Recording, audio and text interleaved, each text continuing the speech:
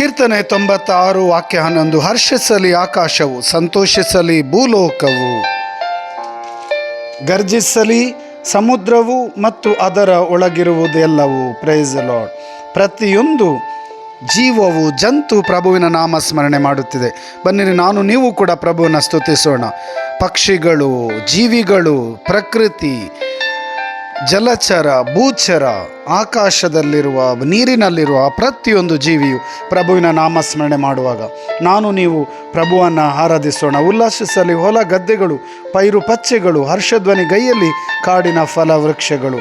ಪ್ರಭುವಿಗೆ ನಾಮಕ್ಕೆ ಸ್ತೋತ್ರ, ವಂದನೆ, ಆರಾಧನೆ. 2 ಕರೆಗಳನ್ನು ಹೃದಯದ ಮೇಲೆ ಇಟ್ಟುಕೊಳ್ಳಿರಿ. ಯೇಸು ನಾಮ ಸ್ಮರಿಸೋಣ. ಕೊಲಸದವರಿಗೆ ಬರೆದ ಪತ್ರ, ಸಂತ ಪೌಲರು ಹೇಳುವ ಹಾಗೆ ಸ್ತುತಿಗೀತೆ ಹಾಡಿರಿ, ಕೃತಜ್ಞತೆಯಿಂದ ಪ್ರಭುವಿನ ನಾಮಕ್ಕೆ ಸ್ತೋತ್ರ ಮಾಡಿರಿ. ಪ್ರಭುವಿನ ನಾಮಕ್ಕೆ ಸ್ತೋತ್ರ ಸಲ್ಲಿಸೋಣ. Hallelujah, hallelujah, hallelujah. ಪ್ರಭು, ಈ ಕ್ಷಣದಲ್ಲಿ ನಿಮ್ಮ ಆತ್ಮರು ನಮ್ಮ ಮೇಲೆ ಇಳಿದು ಬರಲಿ. ಜೀವದ ಆತ್ಮ, ಶಕ್ತಿಯ ಆತ್ಮ, ಆರೋಗ್ಯ ಸೌಖ್ಯದ ಆತ್ಮ ಇಳಿದು ಬರಲಿ. ಈ ವಾಕ್ಯ ಆಲಿಸುತ್ತಿರುವ ಪ್ರತಿಯೊಬ್ಬರನ್ನು ಅಭಿಷೇಕಿಸಿರಿ. Hallelujah, hallelujah. ಪಿತನ ಸುತನ ಪವಿತ್ರಾತ್ಮರ ನಾಮದಲ್ಲಿ.